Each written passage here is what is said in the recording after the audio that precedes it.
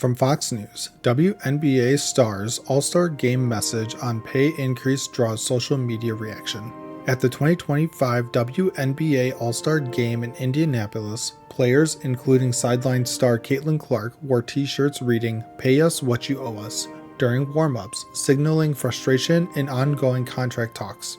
The Women's National Basketball Players Association, led by Nneka Ogwumike, praised the unity, saying it's key to pushing for higher salaries as the league's $2.2 billion media deal looms. Commissioner Kathy Engelbert remains optimistic about a transformational deal before the current agreement expires on October 31st, despite the league reportedly losing $40 million in 2024. The message sparked mixed reactions online, with some fans supporting the players and others questioning the league's finances. Will they reach a deal? From CNN, DHS Secretary blames New York City officials' sanctuary city policies for shooting of off-duty Border Patrol agent. An off-duty Border Patrol agent was shot in the face and arm during an apparent robbery in New York City's Riverside Park.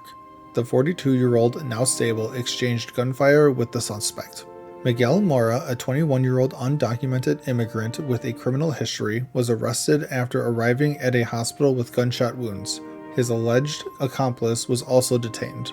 DHS Secretary Kristi Noem blamed New York City's sanctuary city policies, claiming they allowed Mora, previously arrested multiple times, to remain free. Mayor Eric Adams denied responsibility. The incident has fueled debate over sanctuary policies, with federal charges expected and calls for policy changes growing. The agent is expected to recover. From NBC News, Breonna Taylor's family is heartbroken over one-day sentence recommendation for ex-cop. Breonna Taylor's family is outraged after the DOJ recommended just 1 day in prison for ex-cop Brett Hankinson, convicted of violating her rights in a 2020 botched raid. Hankinson fired 10 bullets blindly into Taylor's home, though none hit her. The DOJ says he poses no public threat, but Taylor's family calls it an insult.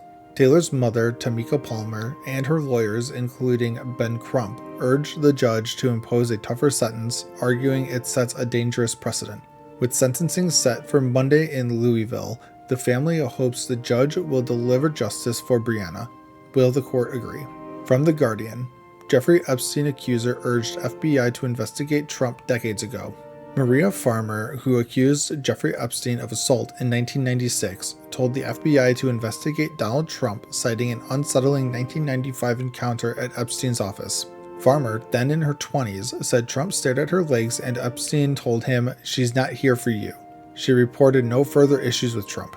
Farmer's claim could appear in unreleased Epstein files, stirring controversy as Trump faces backlash for blocking their release, despite denying wrongdoing. The White House insists Trump ended his Epstein ties years ago. Will these files change the narrative around their past connection? From the Associated Press, the latest, Harvard heads to court in $2.6 billion lawsuit against Trump administration. Harvard is suing the Trump administration, claiming it illegally cut $2.6 billion in funding, threatening the university's research on cancer and veterans.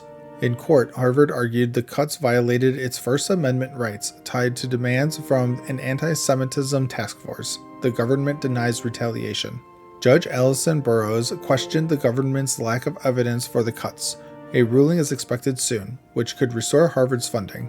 Even with a $53 billion endowment, Harvard says it can't fully self-fund.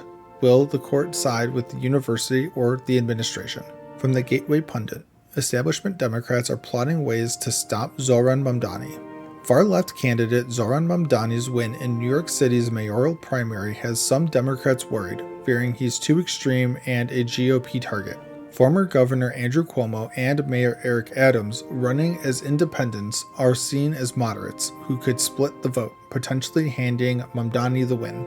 Leaders like Schumer and Hochul face pressure to pick a side, with some calling Mamdani a Marxist and others warning of a fractured party.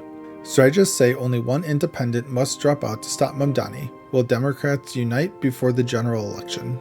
And as always, thank you for the like, comment, and subscription.